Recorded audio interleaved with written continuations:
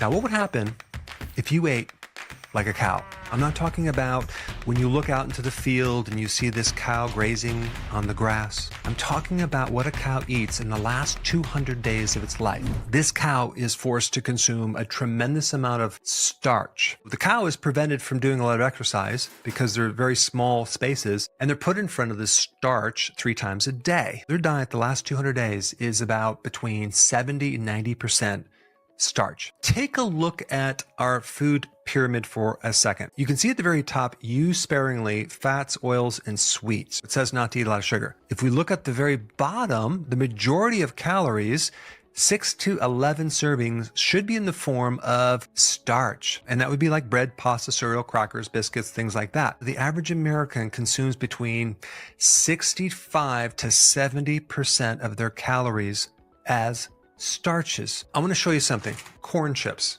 Okay, and we look at the back of the label. Tell me how many sugars we have. 0 sugars. How many carbohydrates? 18 grams. That's per serving size, per 15 chips. Now let's look at flour tortillas. 0 sugars, 25 grams of carbohydrate. Let's not forget cornflakes. 3 grams of sugar and 35 grams of carbohydrate. I want to explain a very big confusion that people have related to carbohydrates. I think everyone knows that sugar is not that healthy. What about carbohydrates? If we deduct the sugars and the fiber, what is left? And the answer is starch. What's the difference between a sugar and a starch? A sugar molecule, like we call glucose, is like just one molecule of sugar. So sugar, and we're just going to talk about the basic foundation or building block of sugar, is glucose. But with a starch, you have a chain of glucose stuck together. Now you know what a starch is. And no, we're not just talking about like whole starches like potato or even like rice or even whole grains. I'm talking about the refined stuff like this right here,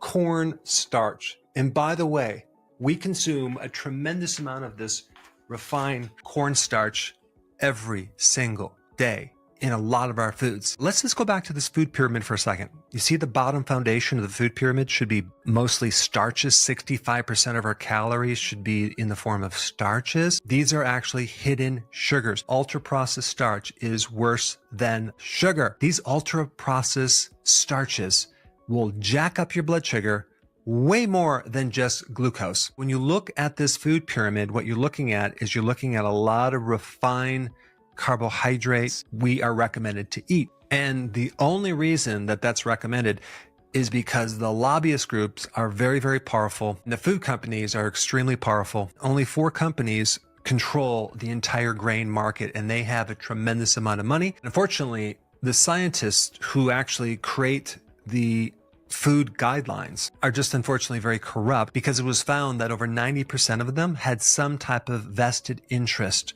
or funding from big food. What's really unique about these starches is that they're incredibly profitable. You can buy 1 cubic ton of corn for $198. Don't worry, it gets more interesting, because right here I have frozen corn. This is not the type of corn that is in all these other products. There are 2 types of corn.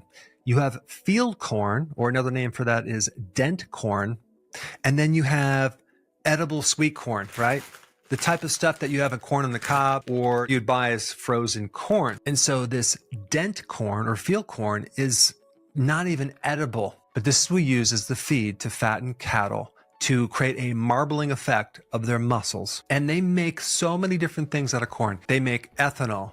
They turn the starch into corn flour, and they can make modified food starch, modified corn starch, maltodextrin. In fact, there's over 50 different starches that they can make from various foods. And this is why they're a hidden sugar that you need to be aware of. Not only that, you can also make oil from corn, as in corn oil, which is part of the seed oil, which actually is very, very unhealthy, even though they say it's heart healthy. An average American consumes 8 gallons of seed oil every single year. Yes, we need to avoid sugar, but not many people are talking about the hidden sugar, the starches, especially the corn starches. Not only do they act like sugar, but they're also the most popular GMO food, which means they have traces of an herbicide called glyphosate. If we ask ourselves what would happen if we ate like a cow, well, we have been eating like a cow for quite some time, and you can see the results.